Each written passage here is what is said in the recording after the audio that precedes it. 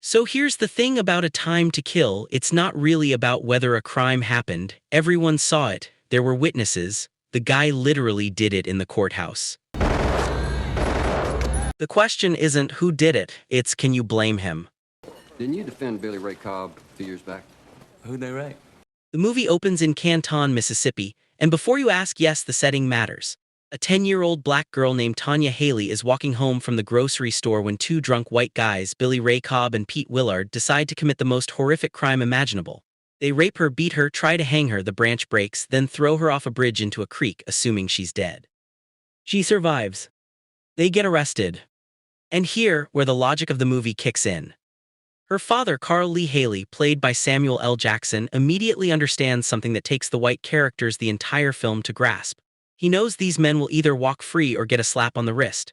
Not because of the evidence is overwhelming, but because the jury will be all white, the judge is white, the DA is white, and we're in Mississippi in the 1990s. So Carl Lee does the math. He asks his lawyer friend, Jake Brigance, young, eager, very Matthew McConaughey, a simple question. You got a daughter, Jake. What would you do? 3 days later, as the rapists are being escorted through the courthouse, Carl Lee shows up with an M16 and turns the courthouse into a shooting gallery. Both rapists, dead. A deputy named Looney accidentally catches a bullet and loses his leg. Carl Lee surrenders immediately. Now here's what makes this interesting. Carl Lee planned this, he scoped out the courthouse. He knew exactly where to stand, he brought a military rifle. This wasn't a crime of passion, it was premeditated revenge. And that's a problem because temporary insanity gets way harder to sell when you spent 3 days planning the murder. At the time of the murders, his mental condition was without defects of any nature. Mr. Haley was sane. Jake Brigance agrees to defend Carl Lee for basically no money, which his wife is thrilled about, said no wife ever. But here's the brilliant part. Carl Lee specifically chose Jake because he's white. He tells Jake straight up. See, Jake, you think just like them. That's why I picked you. Think about that logic.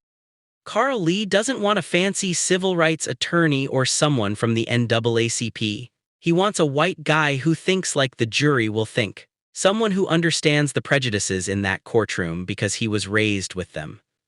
Carl Lee is basically saying, you see me the way they see me, so figure out how to make them see me as human. It's devastatingly smart, and it completely reframes Jake's role. He's not there to represent black people. He's there to translate humanity across a racial divide that shouldn't exist but absolutely does. You see me like that jury sees me. You are them. Here, where the legal strategy gets fascinating. Jake can't argue that Carl Lee didn't do it, everyone knows he did. He can't argue self-defense, the rapists were in custody. He can't argue the victims didn't deserve it, juries aren't supposed to care about that. Temporary insanity is his only play, and it's weak. Carl Lee was calm, calculated, and premeditated the whole thing. Do you think they deserve to die, Mr. Haley? Answer the Carly, don't answer that question. Yes, they deserve to die, and I hope they burn in hell. But then Carl Lee gives Jake the key. In a scene that should be taught in screenwriting classes, Carl Lee says, If you was on that jury, what would it take to convince you to set me free? what would it take for you to say, not guilty? This is where the movie earns its existence. Jake stands up for his closing argument and does something radical. He tells the truth. He asks the jury to close their eyes, then he describes in graphic, unflinching detail what happened to Tanya Haley. The rape, the beating, the attempted hanging, the beer cans thrown at her body, the bridge, every horrible second of it. The courtroom is silent, jurors are crying, Jake is crying. And then he delivers the line that makes the whole movie click. Now imagine she's white.